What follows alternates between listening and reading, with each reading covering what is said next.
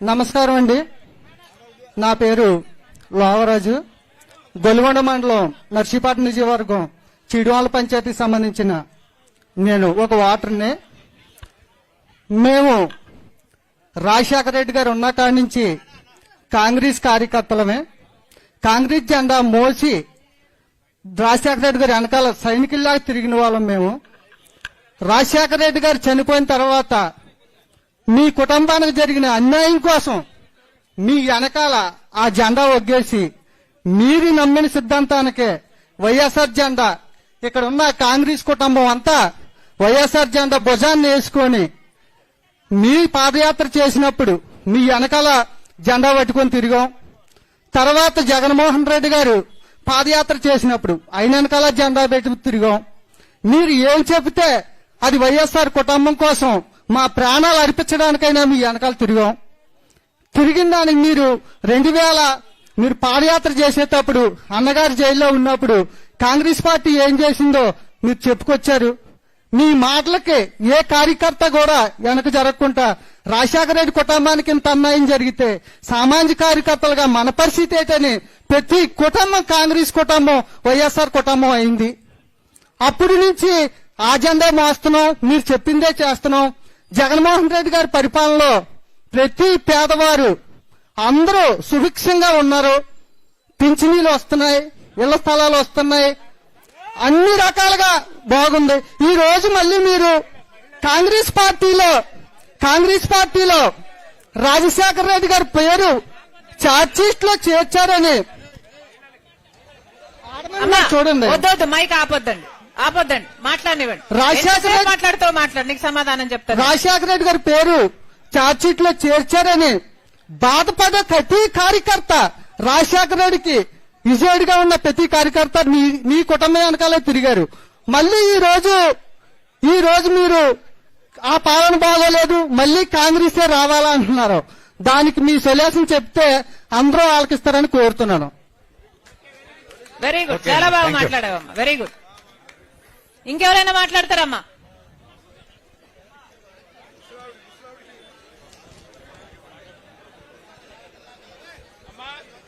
Hello, మహిళలతో మాట మంతి కార్యక్రమంగా అమ్మా ఎవరైనా మీ మనసులో ఉన్నది మాట్లాడొచ్చు. బండారు చెల్లయ్యమ్మ, నేనేమనుకోను, బండారు చెల్లయ్యమ్మ సమాధానం చెప్పగలను. ఎవరైనా మీ మనసులో ఉన్నది మాట్లాడండి. బండారు చెల్లయ్యమ్మ ఎక్కడున్నారమ్మా? శెట్టి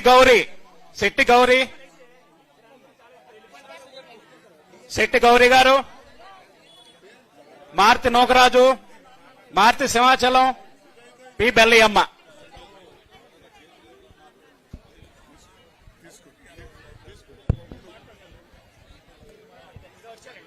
దామా సమస్యలకు సంబంధించి పెన్షన్స్ వస్తున్నాయా, ఇళ్లు ఉన్నాయా, అటువంటి వాటి మీద పొలిటికల్ స్పీచ్ కాదు ఏమ్మా, సమస్యల మీద చెప్పండి.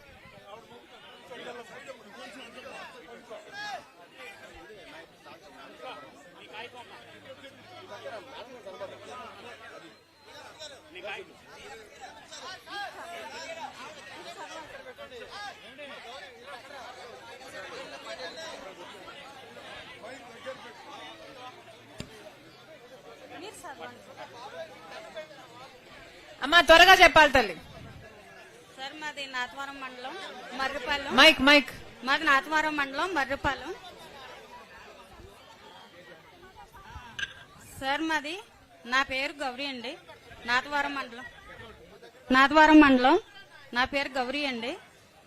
మర్రిపాలెం గ్రామం. నాయుళ్ళు ఉన్నారు కదా సార్, మొంక సామూర్తి, వైసీపీ నాయకులు. 8 ఎకరాల భూమి మాది, 4 కోట్ల ఆస్తి కాసేసి ఎనామీల పేరు మీద పెట్టి అమ్మేసుకుందామని చూస్తున్నారు సార్. ఎవరమ్మా వైసీపీ నాయకులు? ఎవరు? మొంక సామూర్తి సార్ మేడం. మీ భూమిని కబ్జా చేసి ఎనామీల పేరు మీద రాయించేసుకొని పాస్బుక్లు అయితే తెచ్చేసుకున్నారు మేడం. 4 కోట్ల ఆస్తి మేడం.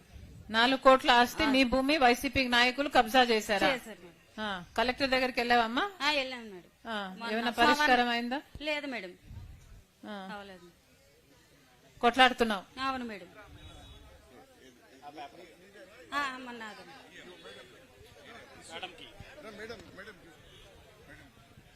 థ్యాంక్ యూ అమ్మా థ్యాంక్ యూ.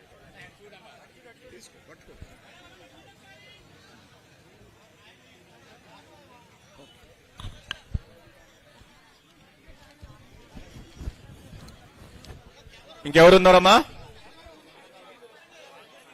దా ఇలా ఎవరు లేడీస్ ఉంటే పంపించండి, కొంచెం దండి, పెద్ద ఆయన ఇలా పంపించు. రండి రండి, రామ్మా రా, రామ్మా రా. మాట్లాడగలుగుతావా? ఇల్లు అన్నది లేదు. కుర్రోడు అంటే ఎంటర్ చదివినాడు. బాబు ఆగండి ప్లీజ్. కుర్రోడు ఎంటర్ చదివినాడు. చదువు లేదు, ఏమీ లేదు. ఎలాగొచ్చిన వాళ్ళు అలా పెట్టుకున్నారు కాదు. కాగితం ఇల్లు లేదు. ఇదిగో ఇదిగో బాబు, ఇల్లు ఇంపేసి కట్టుకున్నాను. ఇదిగో బాబు, ఈవిడికి ఇల్లు లేదట. దామా ముందుకు రా. చేయించుకున్నాను. అది కాదు, చేయండి బాబు, చేసుకున్నాను. అని చెప్పి ఇంకా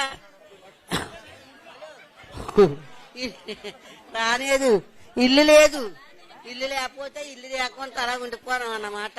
ముసలివాడు ఉన్నాడు, నేను ఉన్నాను, ఇది నాకు లేదు, అలా ఇచ్చేయండి. మాది సింహాచలం అండి, మాది సింహాచలం.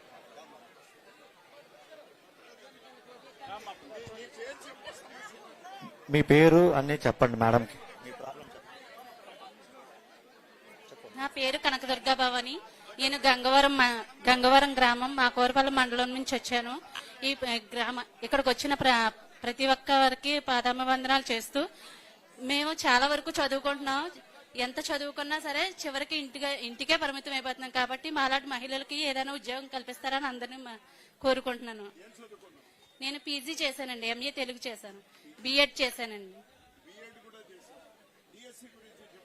డిఎస్సి మాకు ఎటువంటిది రాలేదండి. జాబ్స్ ఏమి నోటిఫికేషన్ కానీ ఏమీ రాలేదండి.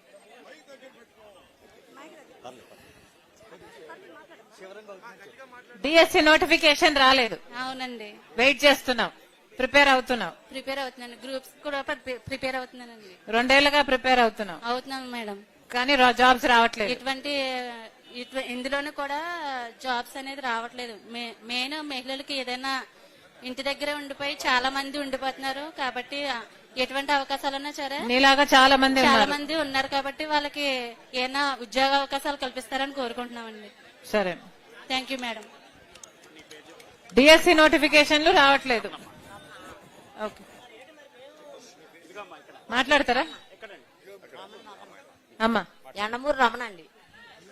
మా అమ్మగారిది మొలగపొడి, అత్తవారిది వెన్నలపాలెం. నేను విజయవాడ పనికి వెళ్ళిపోయాను. నేను విజయవాడ నుంచి వచ్చాను.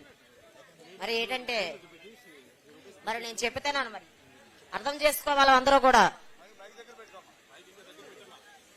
అలాగే మరి మీ విజయవాడ దొరకతరలి మరి నా మెనవాళ్ళది.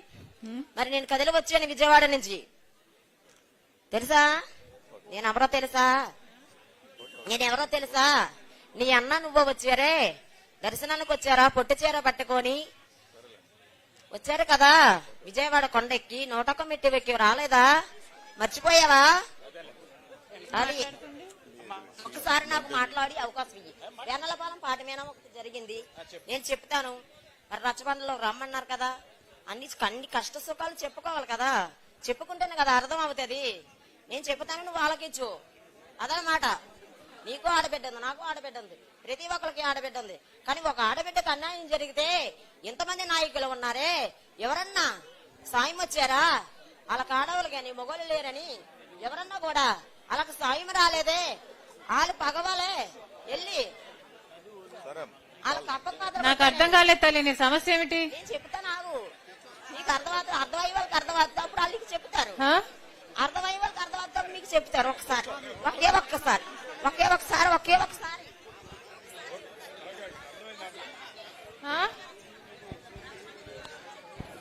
సమస్య ఏంటమ్మా? సమస్య చెప్పాలి కదా అమ్మా. నీ శోధించడానికి అందరికి టైం లేదు కదా. ఒకే ఒక్క మాట నన్ను అర్థం చేసుకోండి. మా పాప కోసం ప్రేమించింది ఎనలపాలెం, వాళ్ళ అమ్మగారిది ఎనలపాలెం. ఆ అమ్మాయిని నర్సీపట్నం గ్రామం లో ఇచ్చారు. ఆ అమ్మాయికి 2 ఆడపిల్లలు. అందులో చిన్న అమ్మాయిని ఎనలపాలెం ఉన్నారు కదా, తెలీదు.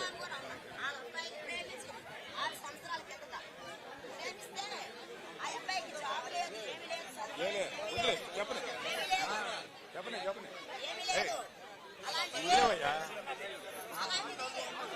ఏయ్, నాకు. ఏయ్. మీ అమ్మ వాళ్ళ అమ్మగారేలండి, వాళ్ళ అమ్మగారే ఈ బాబు వాళ్ళ. మీ అక్కల మ్యారేజ్ గురించి ఏదో చెప్తుందమ్మా, అంతేనా? ఓకేలే, అర్థమైందమ్మా, అమ్మకి అర్థమైంది. అమ్మా ఇది పర్సనల్ ప్రాబ్లం కదా తల్లి, ఇది పర్సనల్ ప్రాబ్లం కదా అమ్మా. మళ్ళీ మాట్లాడదాం. అర్థమైంది, అర్థమైంది తల్లి. ఓకే, వినండి. ఓకే అమ్మా, అర్థమైంది. ఒకసారి అమ్మా నీ బిడ్డ పెళ్లి విషయం మాట్లాడుతున్నావు, ఇది కొంచెం పర్సనల్ కదా తల్లి. ఆగండి.